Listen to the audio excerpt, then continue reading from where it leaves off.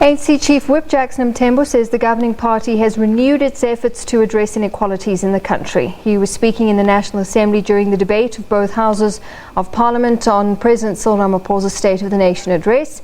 In his maiden SONA on Friday, Ramaphosa took a clear, firm stance on his plans to end corruption at state institutions and state-owned enterprises, as well as in the private sector.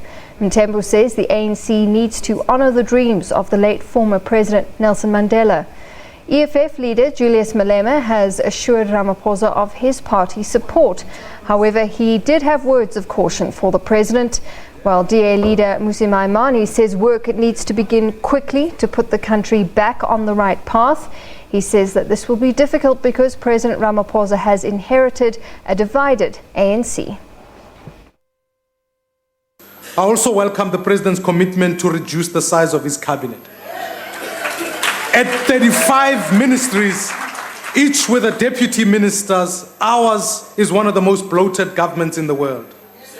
We, in fact, have already done work in this, and I believe, Presidente, it is possible to run an executive with 15 ministries with spending priorities that promote economic growth and job creation.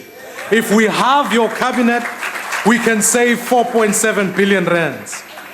Now, I know this is hard, because the president has to dish out patronage to many people. But Mr. President, let me perhaps ask you by start removing ministers who have already shown themselves to be compromised. Well, earlier I spoke to our reporter Lukhanyo Calata for more from Parliament. I started by asking him about the bipartisanship that we've seen in Parliament since President Ramaphosa took office. We've seen a lot of support directed to President Ramaphosa from opposition parties. I think the EFF leader Julius Malema made it clear when he basically said that, look, we want to give you the time, we want to give you the space for you to try and lead us, going into the future. And I think that is what we've seen. I think parties all understand that there's a lot of work that lies ahead. And now with former President Jacob Zuma no longer here, and for the parties no longer dealing with his personal and individual issues, the attention has, of course, now turned to the issues that affect, the people of the Republic.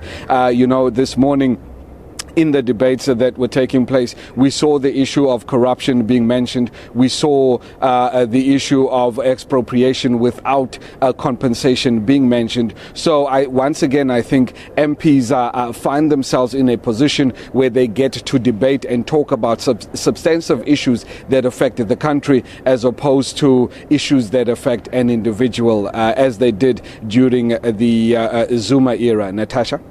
All right, so a number of issues, as you say, being raised from the nuclear deal to corruption. But one thing that kept coming up was the issue of a bloated cabinet, and really some of the MPs not holding back. I think it was Julius Malema who really went on to name and shame some of those officials implicated in corruption.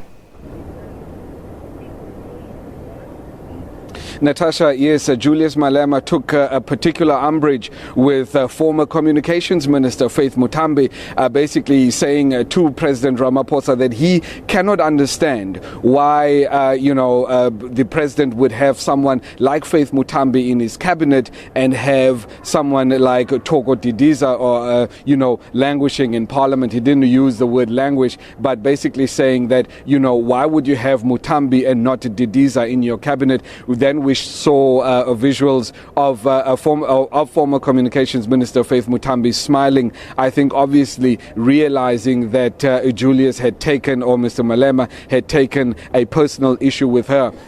Just before Ulindiwe Sisulu, the Minister of Human Settlements, started speaking, she, took issue with the fact that Mr. Maimane had, named a few ministers, such as Minister Zwane, Minister Minister Lynn Brown, and he had also pointed out that they too should actually be removed from cabinet. So I think the leaders of the opposition parties not shy to raise, their issues with ministers that should not be, in the cabinet serving under the new President Ramaphosa in this new dawn, as they're referring to it. Natasha? All right, so they certainly want him to act quickly. They want the president to act quickly on various issues, especially around this bloated cabinet issue.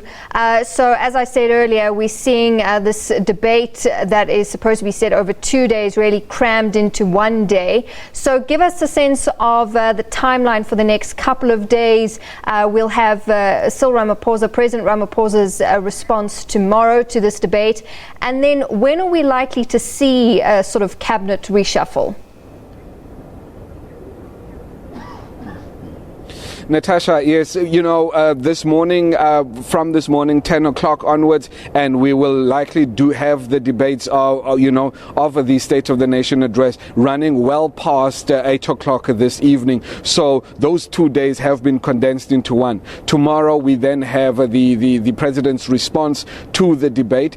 Wednesday we will then have the budget speech to be tabled by current Finance Minister Malusi Gigaba. And then I think, Natasha, what we are expecting is a likely cabinet reshuffle or a likely announcement of course, of the reduced cabinet anytime from, say, Wednesday onwards. I think the mood and the understanding within the finance industry is that were we to have a cabinet reshuffle any time before the budget speech is tabled, it could cause some form of dissonance within, So I think President Ramaphosa, being aware of that, will wait, say, maybe Tuesday or maybe even Friday before he announces his reduced and reshuffled cabinet. I can't obviously say for sure as to when he will do so. I think at this stage only the president knows, but we are expecting, us as the media are expecting some form of announcement around his new cabinet